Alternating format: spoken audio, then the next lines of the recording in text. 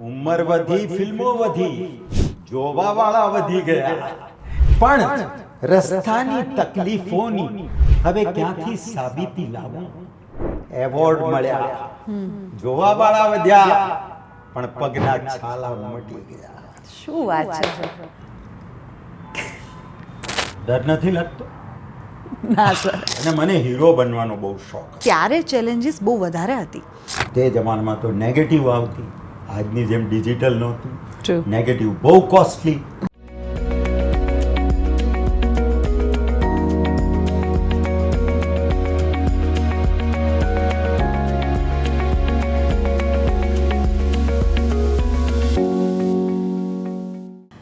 નમસ્કાર, હું બંસી રાજપૂત લઈને આવી ગઈ છું અમારી ખાસ રજૂઆત સદાબહાર લમ્હે. અમારા આ કાર્યક્રમમાં ખાસ હું તમારી જે મુલાકાત છે તે અલગ અલગ પ્રતિભાઓ અને મહાનુભાવો સાથે કરાવતી હોઉં છું. એમના જીવનની ખાટી મીઠી વાતો છે, સંસ્મરણો છે, એને આપણે વાગોળતા હોઈએ છીએ. અને અલગ અલગ ક્ષેત્રના જે મહાનુભાવો છે એ એમની આખી જે જર્ની છે તે આપણી સાથે શેર કરતા હોય છે. આજે મારે તમને જેને મળવાના છે, જો એમનો પરિચય આપું તો હિન્દી ફિલ્મ ઉદ્યોગ હોય કે ગુજરાતી ફિલ્મ ઉદ્યોગ, એમનું ખૂબ જ મોટું નામ. પરિચયના તેઓ કોઈ પણ રીતે મોહતાજ નથી, પરંતુ જો એમની વાત કરવામાં આવે તો એમને એક આખો એરા જોયો છે. એવા ફિરોઝ ઈરાની આપણી સાથે જોડાયા છે. સર, આપનું ખૂબ ખૂબ સ્વાગત છે મારા આ કાર્યક્રમ સદાબહાર લમ્હેમાં. વાહ, થેન્ક યુ સો મચ.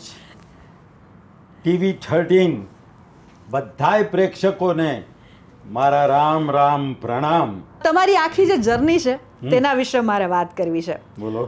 તો પહેલાં તો તમે if I am not wrong, છેલ્લે એક કાર્યક્રમમાં આપણે મળ્યા હતા મુંબઈમાં અને તમે 4 લાઈનો કહી હતી, એમાં તમારી આખી જર્નીની વાત આવી ગઈ હતી. ત્યાંથી જ આપણે શરૂ કરીએ. હા, એ કવિતા જે છે જી, મેં બનાવી હતી પોતે પહેલી વાર.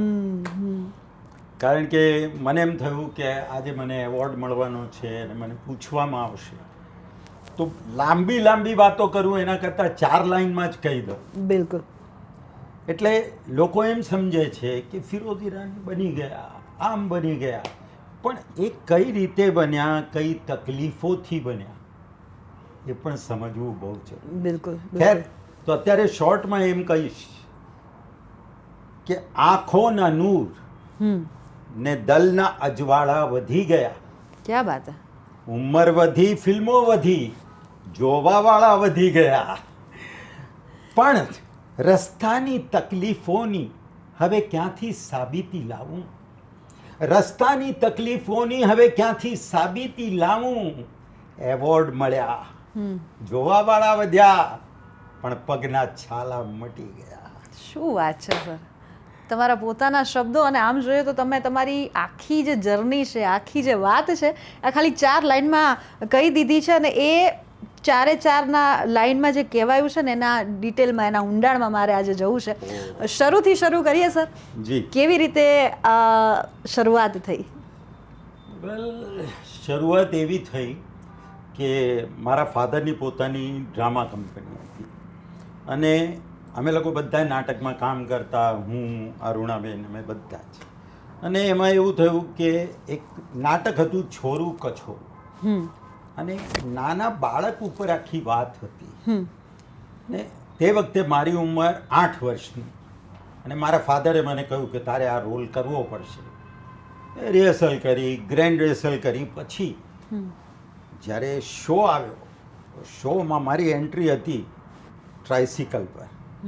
જેવી મેં એન્ટ્રી, જેવો હું એન્ટર થયો ને એટલે મેં આમ જોયું અને પબ્લિકને જોઈને હું ડરી ગયો. અચ્છા. આટલી બધી પબ્લિક, આટલું ઓડિયન્સ, અરે મેં કીધું મરી ગયા. તો ડરીને અંદર આવ્યો તો મારા ફાધર ત્યાં જ ઊભા હતા. એમને મને કહ્યું જા પાછો અંદર જાઉં, આમ કરીને પાછો સાયકલના રાઉન્ડ મારું. પછી પબ્લિકને બી એમ થાય ને આ કેટલી વાર સાયકલ ફેરવશે. એટલામાં પ્રભાકર કીર્તિ કરીને એક્ટર હતા, જે ઘનશ્યામ નાયક હતા ને તારક મહેતામાં, એના ફાધર. અચ્છા. એના ફાધર એ નોકરનો રોલ કરતા હતા. એમણે એન્ટ્રી કરી અને આવીને મને ઉપાડી લીધો. મને કે બોલો બોલો નાના શેઠ, આજે કેમ કાંઈ બોલતા નથી? આમ કરીને પછી ધીરેથી મારા કાનમાં બોલ્યા ડાયલોગ બોલ ને ડાયલોગ. પછી ત્યાંથી અમારી શરૂઆત થઈ. પછી ધીરે ધીરે હિંમત આવી ગઈ. બહુ નાટકો કર્યા, લગભગ 24-25 નાટકો કામ કર્યા નાટકોમાં. બિલકુલ. પછી પરેશભાઈ રાવલ સાથે બી કામ કર્યું. ચાલબાઝ નામનું નાટક. અમે લોકો અમેરિકા ગયા હતા, ત્યાં 3 મહિનાની ટૂર કરી. એક ડાયરેક્ટ પબ્લિકની સાથે એક રેપોમાં આવવાની એક અલગ મજા છે. અને ત્યારે વધારે એલર્ટ રહેવું પડે કે આપણાથી કોઈ ભૂલ ના થાય. કેમ કે ફિલ્મોમાં તો રીટેક થાય, પણ અહીંયા તો કોઈ રીટેક નથી હોતા. એટલે સાચી વાત છે. અને તમે જે વાત કરી કે તે સમયે તમે પહેલાં પબ્લિકથી ડરી ગયા હતા, અને જેવો આ તમે તમારો ટ્રેક પકડી લીધો પછી પબ્લિકને ઓન સ્ક્રીન ખૂબ ડરાવ્યા છે. ઓફ સ્ક્રીન બિલકુલ તમારો ડર નથી, પરંતુ અને એ સમયની સર ઇમેજ, એના વિશે વાત કરી છે કે તમે જે રીતે ફિલ્મ ઇન્ડસ્ટ્રીમાં એન્ટ્રી લીધી અને જે તમામને ડરાવ્યા છે તમારી જે અલગ અલગ રોલના મતલબ પ્રભાવથી. ડર નથી લાગતો? ના સર, ઓફ સ્ક્રીન નથી લાગતો. વેલ, એટલે એક ફિલ્મ હતી જી, તમે લોકો કરતા હતા, હા, અને મારો રેપ સીન હતો. કારણ કે એ જમાનામાં દરેક ફિલ્મમાં રેપ સીન મારો કમ્પલસરી હતો, ખબર નહીં શું કરવા. તો એક નવી છોકરીને લાવ્યા હતા અને ઇન્ટ્રોડક્શન સીન હતો. અલબેલી નાર કરીને ફિલ્મ હતી. ને એવું હતું કે ચુંદડી આમ ફાટે છે અને એમાંથી મારો ફેસ રિવીલ થાય છે. હવે મેં છોકરીની ખાલી ચુંદડી પકડી હતી આમ જ, અને આમ કરીને હજી તો ફાટે પહેલાં તો એ છોકરી ત્યાં ચુંદડી ફેંકી અને ભાગીને સીધી સેટ પરથી બહાર. અચ્છા, લક્ષ્મી સ્ટુડિયોમાં અમારી શૂટિંગ ચાલતી હતી, તો ત્યાં આગળ એવું થઈ ગયું કે એ તો ગેટની બહાર રિક્ષા પકડી શું ખબર નહીં અને જતી રહી ઘરે. અચ્છા, કીધું આ શું થયું? પેલો ડાયરેક્ટર મને કે શું થયું? મેં કીધું ભાઈ હું તો હજી ડાયલોગ બી નથી બોલ્યો, મેં એક વર્ડ નથી કહ્યું. અને આ કેવી રીતે? ભાઈ લેન્ડલાઇન હતી, એના ઘરે ફોન કર્યો અડધો કલાક પછી. તો કે તમે તો કહેતા હતા કે આ તો બધું ખોટું ખોટું છે, પણ એણે તો આંખો લાલ કરી અને આમ મને જોયું, આ તો બધું સાચું સાચું કરે છે. આમ કરીને ડરીને બિચારી ભાગી. બરાબર. પછી એને બોલાવ્યા, એની મધરને બોલાવ્યા, ફાધરને બોલાવ્યા, બધાને બોલાવ્યા. પછી અમે લોકોએ કીધું તમે બેસો. પછી એ શોટ લીધો. એટલે આવા તો તમારી પાસે તો તમે કેટલી બધી ફિલ્મો કરી હશે. જો એ આંકડા ઉપર જઈએ તો કદાચ અને 572 થઈ છે. એની મહેરબાની છે. આ એક રેકોર્ડ અને પોતાનામાં એક રેકોર્ડ. પ્રજાનો પ્રેમ છે ભાઈ, એ તો છે. નહીં તો આ જગ્યાએ પહોંચવું મુશ્કેલ છે. જી જી. અને એક આખો ચેન્જ ઓવર સર, Yes. કે ત્યારથી થઈને આજના સમયમાં પણ તમે એટલા જ એક્ટિવ છો અને સરસ રીતે અલગ અલગ કિરદારોમાં તમને એ સિનેમાથી જોતા આવ્યા છીએ અને આજના સિનેમામાં પણ. અને મારું પણ સદભાગ્ય કે તમારી સાથે કામ કરવાનો, મને પણ તમારી સાથે સ્ક્રીન શેર કરવાનો મોકો મને મળ્યો છે. Thank you so much. Sir, એ વિશે હું વાત કરવા માંગીશ થોડી વધારે ડિટેલ. હા, પૂછો. વેલ, મારી પહેલી ફિલ્મ આવી હતી ગુજરાતના 1967માં એ રિલીઝ થઈ, અને ફિલ્મ શરૂ થઈ હતી 65ની એન્ડમાં કે 1966ની બિગિનિંગમાં. એ મારા ફાધરની ફિલ્મ હતી અને મને હીરો બનવાનો બહુ શોખ હતો. ઓકે. હા, તો મારા ફાધરનું કોણ જાણે રીડિંગ બહુ સોલિડ હતું. એમણે મને કહ્યું કે નહીં, મને એવું લાગે છે તું વિલન વધારે સારો બનીશ. કીધું કેમ? જે રીતે તું આમ જોતો હોય છે, આમ લુક આપતો હોય છે, તને ગુસ્સો આવી જાય, આ બધા પરથી મને એવું લાગે છે કે તું બેટર વિલન બનીશ. ઓકે. અને એમની વાત સાચી પડી. બિલકુલ બિલકુલ. એટલે એ મારી પહેલી ફિલ્મ હતી ગુજરાતણ. એમાં વિજય દત્ત હતા હીરો, મારા મોટા બેન અરુણાબેન હિરોઈન હતા. એ ફિલ્મ હતી. એના પછી 1970માં મારી બીજી ફિલ્મ આવી જીગર અને અમી. ઓકે. જેમાં હું સંજીવ કુમાર, બહુ મોટા એક્ટર, બિલકુલ એમના નાના ભાઈનો રોલ કરતો હતો. અને એ આખો આપણા એ સમયનો આમ કહેવાય તો ગુજરાતી સિનેમાનો સુવર્ણકાળ કહી શકાય કે એટલા બધા હિન્દી લેવલના લોકો ત્યારે ભાષાના સીમાડા એ રીતે નહોતા. હા. ગુજરાતીમાં કામ કરવા માટે ત્યાંથી પણ લોકો આવતા હતા અને ઘણા બધા એવા નામ છે. તમે તો તમામની સાથે મેજોરિટી કામ કરેલું છે. બધા છે. એવા કોઈ સંસ્મરણો, એવી કોઈ યાદો, એવા કોઈ ઘણી- કિસ્સાઓ ઘણી બધી અમારી સાથે વાત. શેર કરી શકો તો. ઘણી બધી વાતો છે. કહીએ ને કે મહેશભાઈ દેસાઈ એમની સાથે કામ કર્યું, પછી અરવિંદભાઈ ત્રિવેદી, ઉપેન્દ્રભાઈ ત્રિવેદી. તો ઉપેન્દ્રભાઈ સાથે એક વસ્તુ મને શીખવા મળી, અને અરવિંદ ત્રિવેદીથી. એમની સાથે મારી ફિલ્મ હતી માણેક સ્તંભ, ઓકે. અને એ ફિલ્મમાં મારો લાંબો ડાયલોગ હતો એક પાનાનો. મને આપ્યો એને સેટ પર, મેં વાંચ્યો, મેં કીધું આટલો લાંબો ડાયલોગ હવે હું યાદ કરું પણ મારાથી મને યાદ યાદ નહોતું. ના રહે. તો મને તરત ઉપેન્દ્રભાઈ આવ્યા, અરવિંદભાઈને કીધું આને શીખવાડ જરા. એટલે અરવિંદ ત્રિવેદી મને કે બેટા જો તારા ફાધરને અમે લોકો બહુ સારી રીતે ઓળખીએ, આ તે બધું, ને તું અમારા નાના ભાઈ જેવો છે, હું તને શીખવાડ. મને કે આના કન્ટેન્ટ પકડ, કે આ છે આ છે આ છે, આ 5 લાઈન ઇમ્પોર્ટન્ટ છે, ભાષા તો તારી જ છે. અને મને 2 મિનિટમાં એ આખો ડાયલોગ યાદ થઈ ગયો. ત્યાંથી મને આવડી ગયું બરાબર. સીન શું છે, એનો મૂડ શું છે. બિલકુલ. આ બધું તો અમને પહેલાથી જ શીખવાડતા હતા, કારણ કે અમે લોકો નાટકમાં કામ કરતા. એટલે અમને ખબર પડી જાય કે આ સીન છે તો એનો આ મૂડ હોવો જોઈએ, આ હોવું જોઈએ. કોઈ કોમેડી સીન હોય તો કોમેડીનું કરવું. હવે જ્યારે મારી ફિલ્મ આવી પેલી ચીમનભાઈની ચાલ, તો એમાં મને મારો રોલ આખો કોમેડિયનનો હતો. ઓકે. અને મને જ્યારે એ રોલ સંભળાયો ત્યારે મેં કીધું આ તમે મારી પાસે કરાવવા માંગો? મને કે યસ. મને કે વિલન જ્યારે કોમેડી કરે ને તો પબ્લિકને બહુ મજા આવે. હા. હવે એનો પાર્ટ 2 બની રહ્યો છે. શું વાત છે. અને અલગ અલગ પાત્રોમાં તમને જોવાની એ વેરિએશન, એ ક્રાફ્ટ, એમાં એ અલગ મજા છે. અને ખાસ મારે અહીંયા આ મુદ્દો ઉપાડવો છે, એના વિશે વાત કરવી છે કે ત્યારે ચેલેન્જીસ બહુ વધારે હતી. આજે બહુ જ બધી ફેસિલિટીઝ મળે છે, બધું ઇઝી થઈ ગયું છે, પરંતુ શૂટિંગ, વેધર, વેનિટીઝ નહોતી. મતલબ દરેક ક્ષેત્રે એવી એ પ્રકારની લાઇટો સાથે કામ કરવું પડતું હતું. એ ચેલેન્જીસ કેવી હતી ને એમાંથી તમે કઈ રીતે ઓવરકમ થતા? અને પરફોર્મન્સ એમાં એવું હતું કે જ્યારે અમે પહેલી વાર આઉટડોરમાં શૂટિંગ કરતા હતા, અને પેલું રિફ્લેક્ટર, હા, તો સનલાઇટથી આમ પેલો લગાડે, આખો આમ બળી જાય.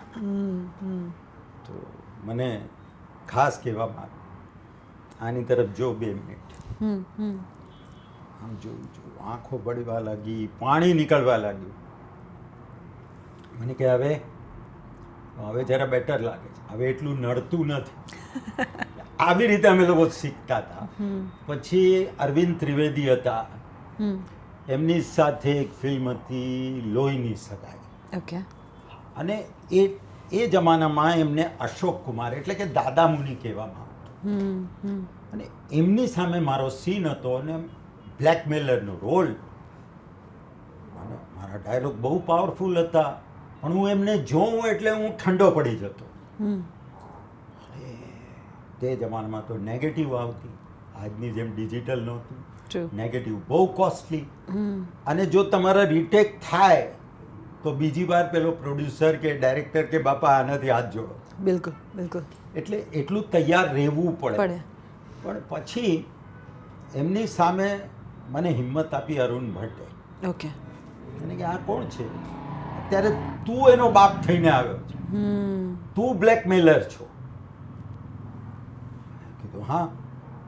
અને પછી મેં શોટ આપ્યો, અને એ ફિલ્મ મારા માટે પ્લેટફોર્મ બન્યું. અચ્છા. ત્યાર પછી મને લોકો વધારે રોલ આપવા લાગ્યા. એ ફિલ્મનું નામ હતું લોહીની સગાઈ. એ ડાયલોગ બી મને યાદ છે કે સાહેબ, હંસોના ટોળામાં જો કાગડો ભળી જાય તો શું થાય? દૂધપાકમાં જો દહીંનું ટીપું પડી જાય તો શું થાય?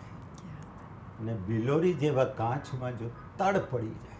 એ ડાયલોગ, એ પ્રકારના ડાયલોગ, એ પ્રકારનું કામ, ચેલેન્જીસ સાથે કામ કરવું, એ ઇમેજને મેન્ટેન કરવી, પોતાને મેન્ટેન કરવા, અને ત્યારે મતલબ ફિરોઝ ઈરાની બનાય છે એમ કહી શકાય આપણે.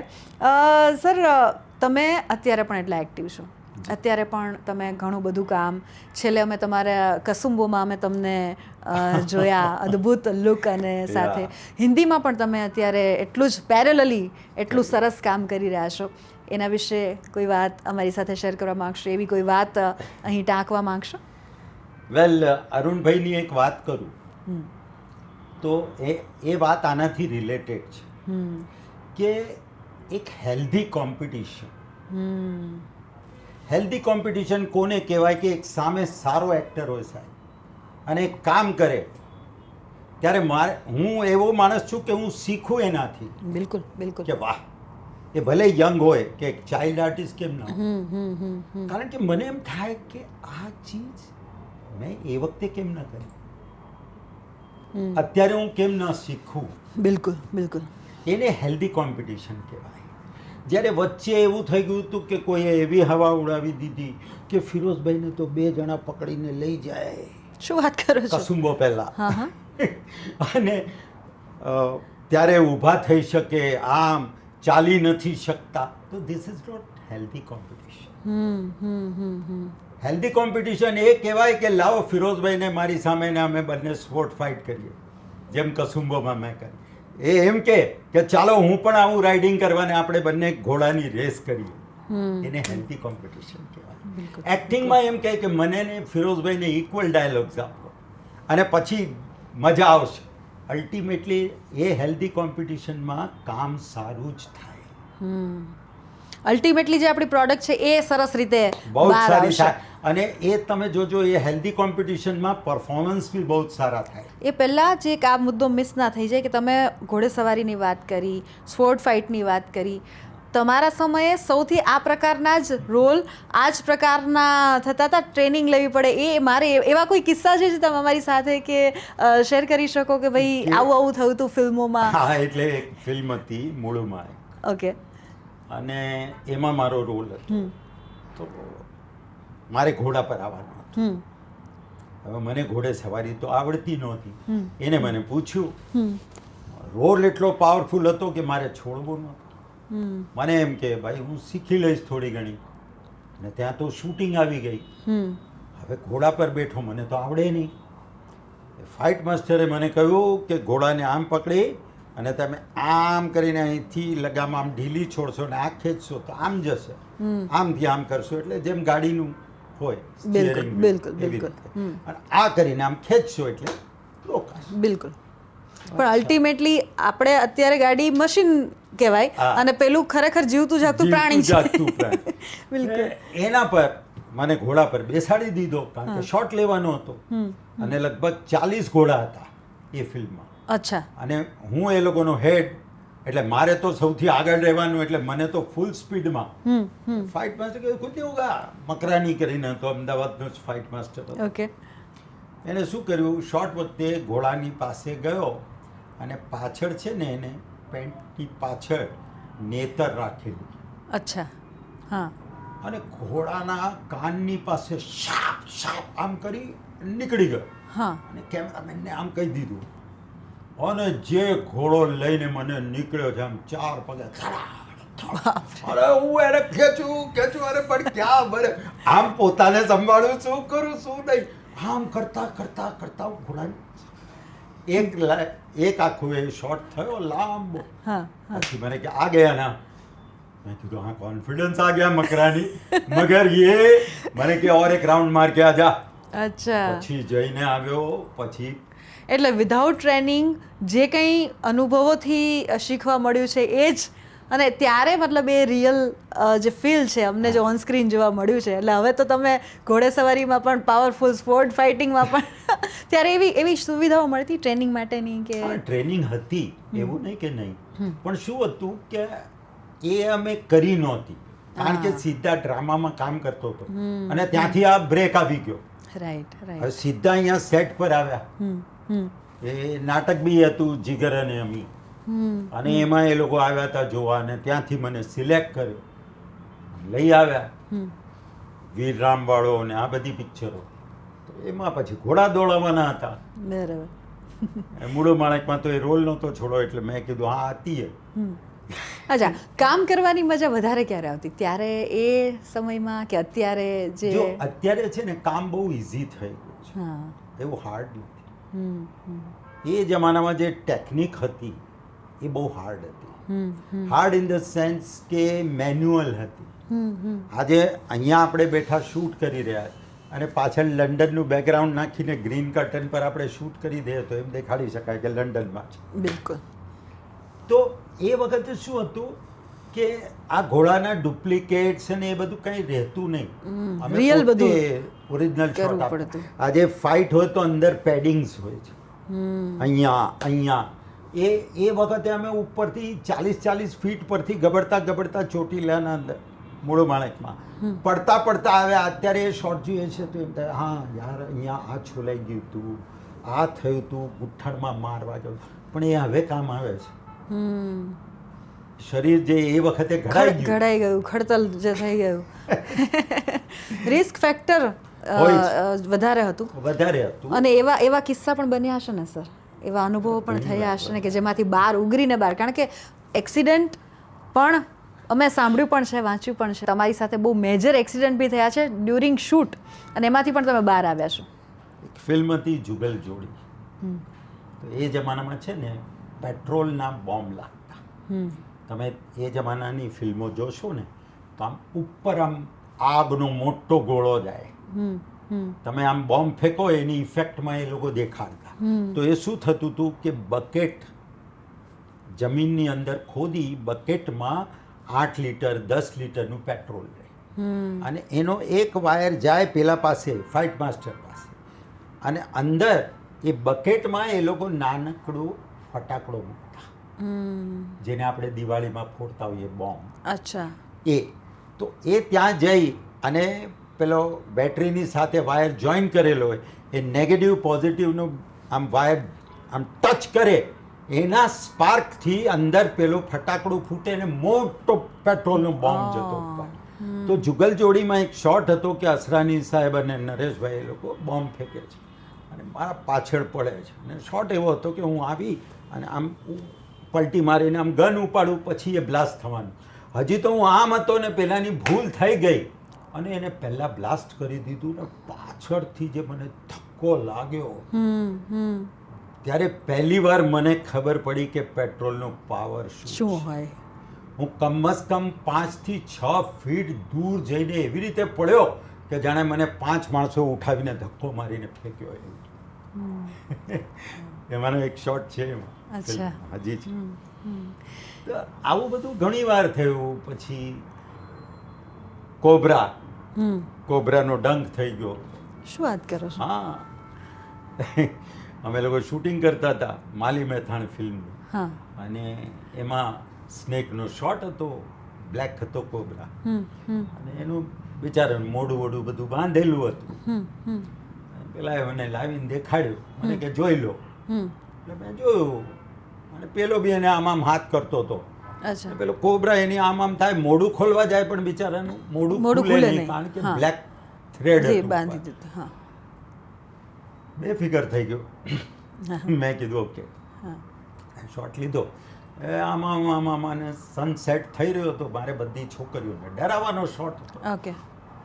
હું આમ બધીને ડરાવતો હતો. એટલામાં આમ ઊંચો થયો તો મને આવે એ મને થોડું કંઈ કટ છે, તો મેં આમ કરતો હતો. એટલામાં એને આમ કરીને જ્યારે માર્યું મને એક કરંટ લાગ્યો જોરમાં. કીધું આ શું થયું? જોઉં તો એ અહીંયા આમ ટર્ન મારી રહ્યો હતો, એટલે ઝેર છોડી રહ્યો હતો. શું થયું હતું, એનું મોઢું બાંધ્યા પછી અહીંયાથી 2 દાંત હતા લાંબા, એમાં 2 દાંતમાંનું પોઈન્ટ બહાર હતું. એ બી આખો આમ થઈ ગયો હશે કે એનું બિચારાનું મોઢું બાંધ્યું ને એટલે માર્યો, અને પછી એને તો ઝેર જોડ્યો. એટલે મેં જ એને ફેંક્યો. પછી અમે લોકો ગયા ત્યાં અંદર, ડૉક્ટરની પાસે તો હોસ્પિટલમાં ગયા તો પેલો જે એસિસ્ટન્ટ ડૉક્ટર હતો એ પહેલાં આવ્યો, એણે આવીને કહ્યું કયો સાપ હતો, તો કે આવો હતો. તો એ મારા મોઢા પર જ એને કહ્યું કે આ 15 મિનિટથી વધારે નહીં જીવે. અચ્છા. તો મને કોણ જાણે કે મેં કંઈક હસી આવી ગઈ.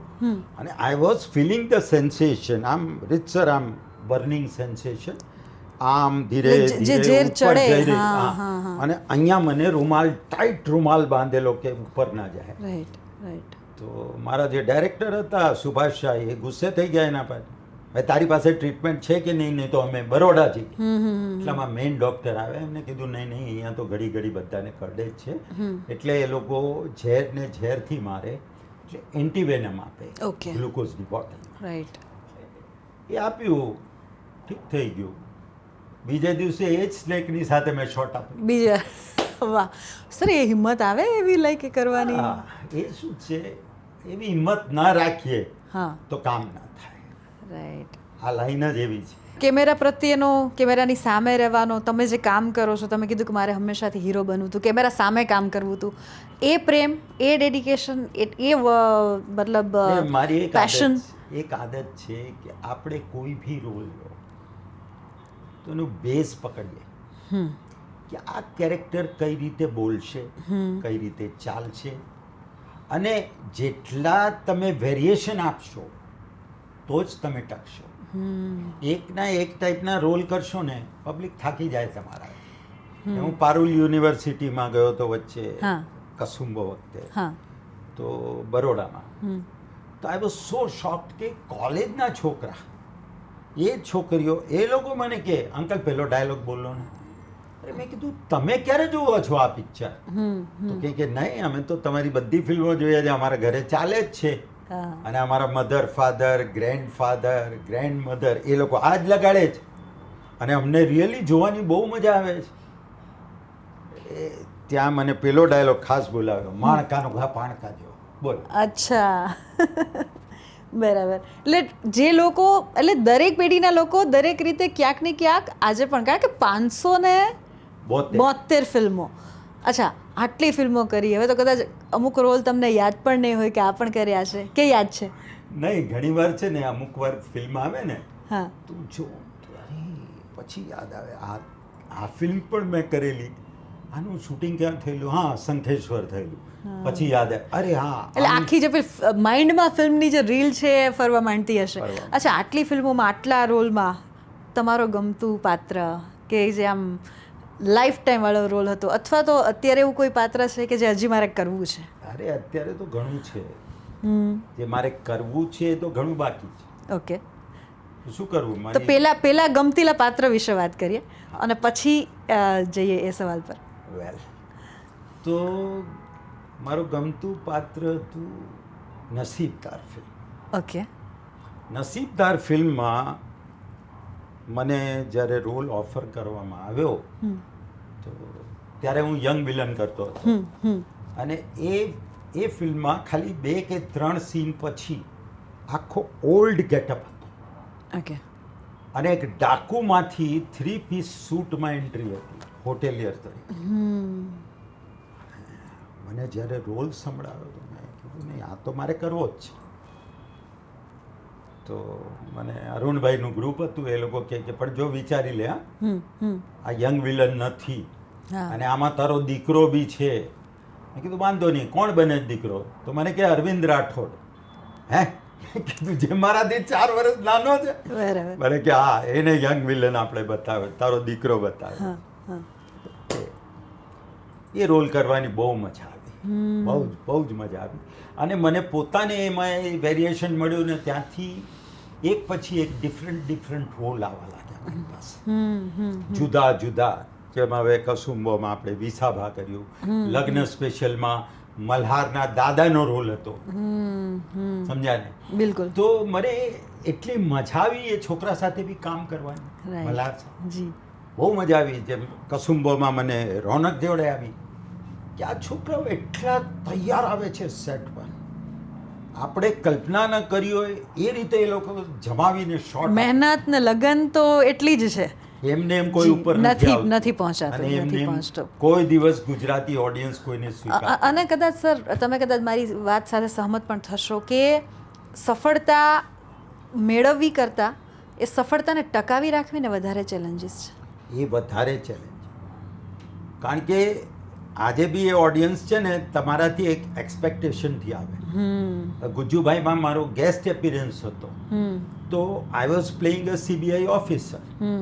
તો ઇન્ટરવલ પડ્યો ત્યારે PVR સિનેમામાં મુંબઈમાં મને લોકો એમ કહ્યું કે આ તમે CBI ઓફિસર બન્યા છો, તમે સીધા રહો એવા નથી, કંઈક કરશો. અને એ આજની પેઢી મને કહે, હવે સસ્પેન્સ તો મારાથી ઓપન ન કરાય એટલે ના મેં કરી કીધું, શકાય. જુઓ મજા આવશે. એના માટે તો ભાઈ ફિલ્મ જોવી પડશે હે ને. અચ્છા, જે રીતે તમે વાત કરી અને એ મુદ્દા પર પણ મારે વાત કરવી છે કે તમે કહું ને કે એક તો એક હોય છે નોર્મલ એક્ટિંગ, બધા જ પાત્રો આ તે, પરંતુ જ્યારે વાત લોકોને ડરાવવાની હોય, વાત લોકોને હસાવવાની હોય, ટાઈમિંગની વાત કરીએ આ તે, તો એ વધારે ચેલેન્જિંગ થઈ જતું હોય છે, એ વધારે વેલ, હું એમ માનું છું જે હજી પણ એવું જ ચાલે છે કે હોલીવુડ હોય કે બોલીવુડ હોય કે કોઈ બી જગ્યા, વિલન જેટલો સ્ટ્રોંગ હશે ને એટલા તમારા હીરો હિરોઈન આજુબાજુના બધા પાત્રો ઉઠીને આવશે. Very nice. એ તમે રામાયણ બોલો, રાવણ ન હોય તો અડધી મજા ઉડી જાય. એટલે એ જેટલો સ્ટ્રોંગ હશે ને એટલા આજુબાજુના બધા કેરેક્ટર્સ સ્ટ્રોંગ આવે. પણ સર એ નેગેટિવ ઇમેજ બનવી, એને ટકાવી રાખવી અને ધેન એને ઓન સ્ક્રીન અને ઓફ સ્ક્રીન પણ એને ફેસ કરવી, પછી એ પાત્ર તરીકે પણ હોય અને આપણી જનરલ લાઈફમાં પણ લોકો સુધી પણ હોય, એમાં પણ તમને ઘણી બધી ચેલેન્જીસ આવી હશે ને. બહુ ઘણીવાર એકવાર અંબાજી ગયો હતો, તો ત્યાં આજથી લગભગ 25 વર્ષ પહેલા, અને ત્યાં છે ને આપણા 4-5 લોકો ઊભા હતા, આપણા ભાઈઓ, હાથમાં લઠ હતો, પાઘડી હતી, અને ત્યારે મને આમ જોયો તો કે આ અહીંયા ક્યાંથી આવ્યો, હે, કે આ આપણી સતીને બહુ હેરાન કરે, એને પાછો આજે અહીંયા નથી જવા દેવો. પાછો આવ્યો, દર્શન કરીને આવ્યો, એટલે મને પેલા કહેવા લાગ્યા પોલીસવાળા મને કે ચલો અમે આવીએ, તમને ગાડીમાં બેસી. કોઈ જરૂર, હું સામેથી ગયો, મેં કીધું રામ રામ, મને કે હા રામ રામ. પછી મેં કીધું શું દર્શન કર્યા? મેં કીધું લો હું બી પ્રસાદ લઈને આવ્યો. પ્રસાદ. ઓકે. આમ તો ભલા માણસ લાગો, ફિલ્મમાં આવું કેમ કરો? મેં કીધું જો આવું ન કરું તમને મજા આવે? હા, મને કે નો મજા આવે હો. પછી એ લોકોએ મને કીધું ચાલો અમારી ભેગા ચા પીઓ. પછી રકાબીમાં અડધી ચા પીધી. અચ્છા. કેમ કે આ જ ઓડિયન્સ છે અને એ લોકો છે તો અમે છીએ, નહીં તો અમને કોણ ઓળખે? બિલકુલ બિલકુલ. અને એ સમયના એટલા ભલા ભોળા માણસો કે એને કે ભાઈ જે સ્ક્રીન પર જોવે છે આ જ સાચું છે, આવું જ હશે. હવે નથી, હવે બધા જાણે છે, Right, બધા સમજે છે, અને it is good in a way, it is very good કે પબ્લિક એટલી સમજદાર થઈ ગઈ છે. તો પહેલાના જમાનામાં તો લેડીઝ તો બહુ મને જોઈને એવી ગુસ્સામાં આવતી ને, આ ક્યાંથી આવી ગયો, સવારમાં અમારે ત્યાં શૂટિંગમાં આવ્યો, આનું મોઢું જોયું, આજનો દિવસ ખરાબ જશે, આજે તો હું જઈને મંદિરે નારિયેલ ફોડીશ, આવું બધું ચાલતું. તો તમે આ બધી વસ્તુને આ જે ક્રિટિસિઝમ છે, ઇનડિરેક્ટ ક્રિટિસિઝમ, કારણ કે ત્યારે તો આમ તમે પબ્લિક લાઈફમાં જાહેર મંચના મતલબ વ્યક્તિ હોય એટલે એને તો આપણે સમવોટ મેન્ટેન કરવું જ પડતું હોય છે, એના પ્લસ માઇનસ હોય જ છે. પરંતુ આજે મતલબ સેલિબ્રિટી સુધી પહોંચવું બહુ ઇઝી થઈ ગયું છે અલગ અલગ માધ્યમથી. ત્યારે ક્રિટિસિઝમ કેવી રીતે લેતા ને આજે પણ સામનો કરવો પડે છે, અને એને કઈ રીતે ટેકલ કરો છો? નહીં, આજે એવું નથી થતું. આજે એ લોકો જાણે છે, કેમ જેમ હું હમણાં નીચેથી ઉપર આવી રહ્યો હતો, તો એક યંગ છોકરી હતી, આઈ થિંક 22-25 વર્ષની, એની સાથે એક કમ્પેનિયન એનો માણસ બી હતો સાથે, અને લિફ્ટની બહાર આવી, હું ફટાકથી અંદર ગયો, એને એકાએક સ્ટ્રાઇક થયો. એણે કહ્યું આ તો પેલા ગુજરાતી એક્ટર ફિરોઝ ઈરાની, સમજાય ને? લિફ્ટમાંથી મેં હાથ કરી દીધો, ઉપર આવી. એટલે નાવ હવે લોકો બીજી રીતે જુએ છે અને બિલકુલ. નાવ ડેઝ એ લોકો અમને જોઈને બહુ હેપી થાય છે કે ભાઈ ચલો અને આ એમ કહીએ ને કે આ આટલા વર્ષોની મારી જે મહેનત છે આનું મને ફળ એ મળ્યું કે મને USA, Canada, UK, Australia, New Zealand ત્યાંથી ઘણીવાર ફોન સર કેટલા વર્ષ થઈ ગયા કારકિર્દીના? 56. 56 એક્ટિવ કારકિર્દીના વર્ષ. ક્યાં વાત હે સર. ત્યારે તો 572 થઈ. યા ટ્રુ. સર તમે આજે US કેનેડા વાળી વાત કરી રહ્યા હા, તો એના અંદર ત્યાંથી ફોન આવે. હવે કોઈ પ્રકાશ પટેલનો એક દિવસે મને ફોન આવ્યો, ગોલ્ડ કોસ્ટ, ઓસ્ટ્રેલિયા. મને કે હું આમ પ્રકાશ પટેલ બોલું છું સાહેબ, મેં તમારી આ ફિલ્મ જોઈ, પેલી જોઈ, ફલાણું જોઈ. મેં કીધું હા બોલો. મને કે સાહેબ ગોલ્ડ કોસ્ટ તો જોયા વગર ઓસ્ટ્રેલિયા અડધું ગણાય. ક્યારે પણ આવો તમે, મારે ત્યાં આવો, મારી મોટલ છે, આ છે. રાઈટ. સો ત્યારે આપણને બહુ ખુશી થાય. જેમ યુએસમાં મને બોલાવ્યો તો ત્યાં ઇન્ડિયા ડે પરેડમાં I was with the mayor. પછી મેયરે મારી પોપ્યુલારિટી જોઈને મને બીજે દિવસે કહ્યું કે તમે આવો મારી પાસે કોફી પીવા. સવારે 11 વાગે હું પહોંચી ગયો. ત્યારે એમને મને કહ્યું કે do you mind if I want to give you a certificate for your recognition, for your popularity? કે સર, એમણે મને સર્ટિફિકેટ આપ્યો વાહ. For my popularity in Gujarati audience. So આ બધી વાતો છે ને દિલને બહુ ટચ કરે. એટલે સર લોકોના દિલોમાં સ્થાન મળ્યું છે, કામને કારણે ગમતું કામ કરીને સ્થાન મળ્યું છે. આજે પણ તમે કામ કરી રહ્યા છો, કદાચ આ જ કારણ છે તમારી એનર્જીનું કે આજે પણ એ જુસ્સો, એ જોમ, એ ડેડિકેશન આજે પણ જોવા મળે છે? મને ઓલવેઝ એ જ વસ્તુ છે હા. કે જેને કહીએ ને કે એ જ મારી હેલ્થની મોટામાં મોટી ટેબ્લેટ છે, વિટામિન. રાઈટ. એ ના હોય ને 5-6 દિવસ મને બહુ સારું લાગે ઘરે. પછી એમ થાય નહીં યાર, કંઈક કરવું જોઈએ, કામ કરવું જોઈએ, કંઈક કરવું જોઈએ. અને એ કામ ના હોય ને તો મને મજા ના આવે. એટલે તમે એક્ટર ના હોત તો કંઈ બીજું હોત એવો સવાલ તમને કરી શકે કે હંમેશાથી આ જ? નહીં, એક્ટર ના હોત તો હું કદાચ એમ સમજો ને રાઇટર હોત. ઓકે. કારણ કે ઘણીવાર એવું થયું છે કે મેં અંદરથી પોતાની જાતને જોયું છે કે ઘણીવાર રાઇટર લખ્યું હોય પણ એમ સીન કરતી વખતે સીનના મૂડમાં જ્યારે આપણે ઉતર્યા હોઈએ ત્યારે મને એમ લાગે કે કંઈક હજી ખૂટે છે, થોડું ખૂટે છે હા. એ સીન કરતા રાઈટ. ત્યારે અને મને કંઈ સૂઝે તો હું ડાયરેક્ટરને પહેલાં પૂછું કે આ તમને બરાબર લાગે છે? તો ભવિષ્યમાં આનો અમને લાભ મળી શકે ક્યારે?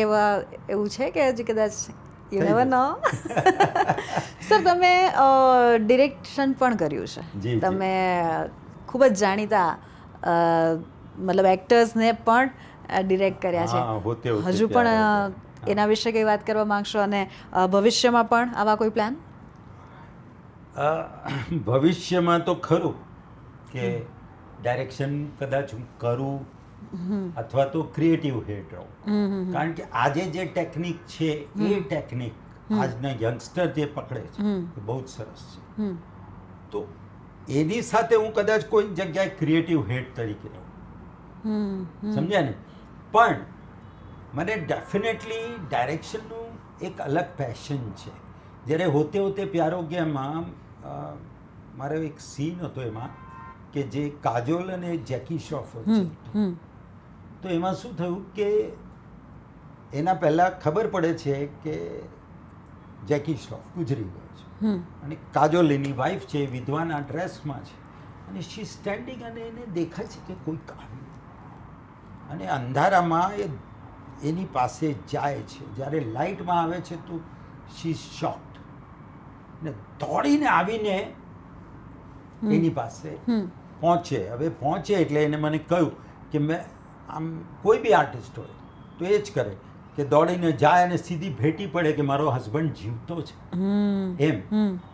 પણ કાજોલની એક્ટિંગની કેપેસિટી જે હતી એ મને ખબર હતી. મેં કીધું કે તું દોડીને જા અને એની પાસે જઈને ઊભી રહી જા તો એને મને કહ્યું કેમ અંકલ, હું જઈને એને ભેટું કેમ નહીં? મેં કીધું મારે કટ કરીને તારા એ એક્સપ્રેશન લેવા છે. Right. અને એને જે એક્સપ્રેશન આપ્યા છે, હમ એ દોડીને આવીને ઊભી રહી અને પછી જે એને જોઈને એને ફીલ કર્યું કે મારો હસબન્ડ જીવે છે. અને જે ઇમોશન સાથે પછી એ ભેટીને કમાલ હતું. બિલકુલ, આ બધું બી એક એટલે આવા બધા passion છે મેજિક મારો. મોમેન્ટ્સ ક્રિએટ થઈ જતા મને હોય બહુ છે જ્યારે આ બધી વસ્તુઓ બહુ ગમે. બિલકુલ આપણે એ મુદ્દો રહી ગયો કે હજી આપણે આગળ શું કરવું છે, કેવા ટાઈપના રોલ કરવાની ઈચ્છા છે. જો મારે છે ને, હું સાચું કહું કે હજી મને એમ લાગે છે કે 50% જ થયું છે, અચ્છા.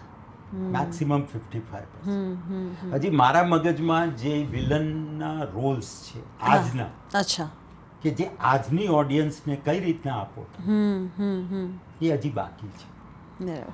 એ લોકોને શું ગમશે, એ લોકોને ક્યાં કોમેડી ગમશે, ક્યાં અનએક્સપેક્ટેડ શું કરશે, આ બધી વસ્તુ કે અત્યારે હું હસતા હસતા એકાએક હું આમ કરીને તમને ફાટથી મારી દઉં, અરે કે આ શું કર્યું આ ગાંડાએ, સમજ્યા ને? Right. કોઈક એવો સાયકિક હોય, કોઈ એવો એકદમ મીઠો વિલન હોય, યુ નો, Yeah. કોઈ ખાલી આંખો એમાં પણ variation. એમાં બી અલગ અલગ વેરિએશન આવે. Right right right. એટલે એ બધું હજી ઘણું બાકી લાગે છે મને. અચ્છા, લેકિંગ છે એવું કહી શકાય કે અત્યારે કે જે ઘણું બધું થઈ શકે. જેમ અત્યારે મારી ઇમેજ છે તો 50% પોઝિટિવ અને 50% નેગેટિવ.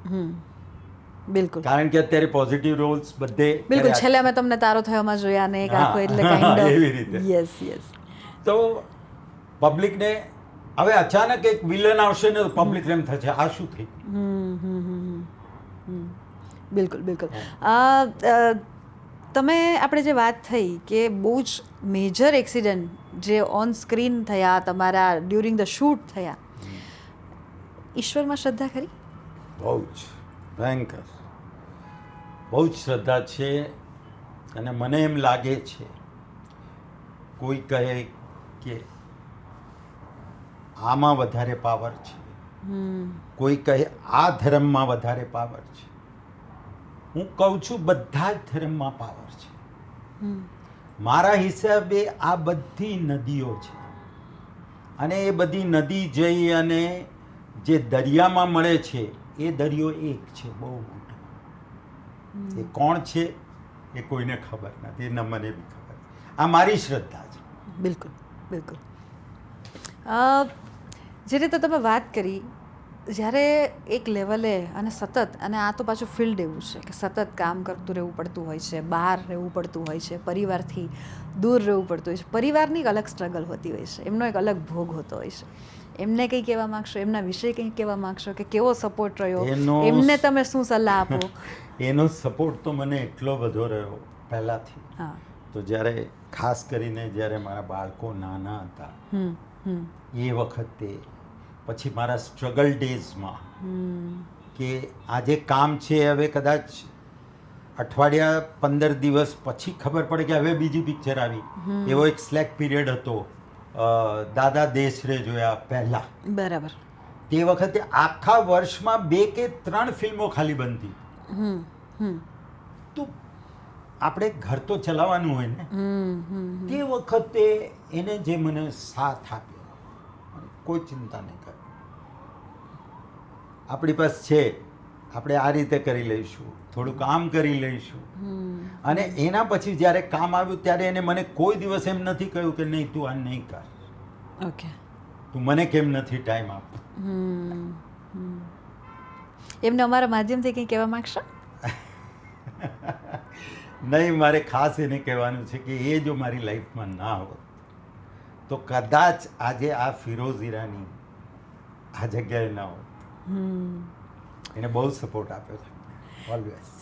અને મારા છોકરાઓને જે રીતે સાચવ્યા, એ લોકોને ભણાવ્યા, પોતે એજ્યુકેટેડ હતી, એટલી મોટી ફેમિલીથી આવી હતી, એટલા મોટા ફેમિલીથી, અને મજબૂતાર ફેમિલી. જી. એટલે મારા ફાધર ઇન લો નાગર બ્રાહ્મણ અને પાટણના, પોતે પોલીસની બહુ મોટી પોસ્ટ પર અને if I am not wrong તમને અમદાવાદના જમાઈ કહેતા હતા. હા, અમદાવાદના જમાઈ તો ત્યારે બી કહેતા હતા અને હજી ઘણી વાર મને કહે છે લોકો. એક પેપરવાળાએ વચ્ચે મને પૂછ્યું હતું, તમને અમદાવાદનો જમાઈ બી એકવાર ટાઇટલ મળ્યું હતું ને? મેં કીધું હા. જ્યારે મારા લગ્ન થયા 81માં. બિલકુલ. It's life. અને આજે આઈ એમ વેરી હેપી. મારા છોકરાઓ બી વેલ સેટ છે. જી આઈ એમ ઓલ્સો. સર, આ વાત થતી હતી ત્યારે તમારી આંખો ભીની થઈ ગઈ. સોરી. પરિવાર, મિત્રો અને આખી જે જર્ની છે, આ સ્ટ્રગલ છે, એમાં તમે ધોકા પણ બહુ ખાધા હોય એવી કોઈ એ બધી વસ્તુને, કારણ કે આ એક શીખવા જેવી બાબત પણ છે સર. હા, એટલે ધોકામાં તો એવું હોય છે કે જેમ કે મેં તમને કહ્યું એક વાત કે અનહેલ્ધી કોમ્પિટિશન, કે ભાઈ ફિરોઝભાઈ તો ચાલી નથી શકતા, બોલી નથી શકતા, એમને ડાયલોગ યાદ નથી રહેતા, એમને આમ નથી, આમ ક્યાં. આ વાત દુઃખ આપે છે કે કાં તો હેલ્ધી કોમ્પિટિશન લો, આપણે સાથે કરીએ બંને જણા છીએ, હા, અને એક સારો પરફોર્મન્સ આપીએ. કેમ કે કલાકાર છે ને હંમેશા ભોળો હોય. એનામાં જ્યારે છલ કપટ આવે ને, એ કલાકાર નથી રહેતો. એ ગમે એટલો સારો કલાકાર કેમ ના હોય, એનામાં જ્યારે છલ કપટ આવશે ને, એ સીનમાં એ જસ્ટિફિકેશન નહીં આપી શકે. એને પોતાને જોઈને એમ લાગશે કે યાર હજી આમાં હું કંઈક આમ કરત તો. એટલે એ વસ્તુ મને હંમેશા રહી છે કે હજી હું મારી પોતાની ફિલ્મો જોઉં, મને કોઈ એમ કહે છે કે નહીં આ તમે સીન બહુ સારો કર્યો, તો એ સીનને હું જોઉં, પછી મને એમ લાગે નહીં હજી કંઈક કરવું જોઈએ. એમ કહીએ ને કે જિંદગીમાં મારા ફાધર એક વસ્તુ કહેતા હતા કે તમે કોઈ બી કામ કરો એમાં દાનત ચોખ્ખી રાખજો. બિલકુલ. જો તમારી દાનત ચોખ્ખી હશે તો તમારું રિઝલ્ટ ઓલવેઝ પોઝિટિવ આવશે. કે ઘણી વાર હું કામ કરું ને ત્યારે આ વર્ડ યાદ કરું અને પછી હું એને પરફોર્મ કરું કે આમાં બેસ્ટ શું થાય, આમ થાય, આમ થાય, એમાં કયું ઇમ્પ્રોવાઇઝેશન કરું, આમાં શું કરું. અને આ બધી વસ્તુ. અને પહેલાં શું હતું કે આર્ટિફિશિયલ એક્ટિંગ અમને ખાસ કહેવામાં આવતું. અમને એમ કહેતા આમ જો આમ ડાયરેક્ટર કે એટલે તે વખતે કરી લેતા હતા. પછી એમ થાય કે આ શું કરવાનું યાર, બહુ પ્રેમથી આને આમ કરીને ખતમ કરીશું. બિલકુલ. તો એ વસ્તુ આજે આવી છે જે આજે મને બહુ હેલ્પફુલ થાય. સર, તમે તમારા ફાધરની વાત કરી કે એમની સલાહ, અને એને તમે આજે પણ ફોલો કરો છો, આજે પણ ક્યાંક ને ક્યાંક યાદ કરો છો. તમે તમારા બાળકોને એમને શું સલાહ આપો છો? વેલ, મારો મોટો દીકરો તો આ ફિલ્ડમાં નથી. ઓકે. અને નાનો છે અક્ષર, ને એને પણ મેં આ જ વાત કરી. ઓકે. કે બેટા કામ કરો તો દાનત ચોખ્ખી રાખજો. પણ કે આમાં શું દાનત? મેં કીધું દાનત એ કે તમારા પરફોર્મન્સમાં કેટલું સારું કરીશ. ચલાવી ના લો કે ચાલો ને યાર હા ઓકે થઈ ગયું, જાન છૂટી નહીં. જાન છૂટી નહીં, બેસ્ટ કઈ રીતે થાય એ વિચારો. એટલે કે કામ ગમે તે કરીએ, કોઈ પણ ફિલ્ડમાં કરીએ, પણ માણસ તરીકે નીચા ન પડીએ. અને એ જ વસ્તુ તમને પે કરશે. જી. એટલે એ મારા છોકરાને આ લાઈનમાં છે અક્ષર, એને શીખવાડી. હવે એની 2 હિન્દી વેબ સિરીઝ બી આવી રહી છે, પ્લસ એની એક સંજય મિશ્રા સાથેની ફિલ્મ 28 ફેબ્રુઆરીએ આવી રહી છે. સરસ.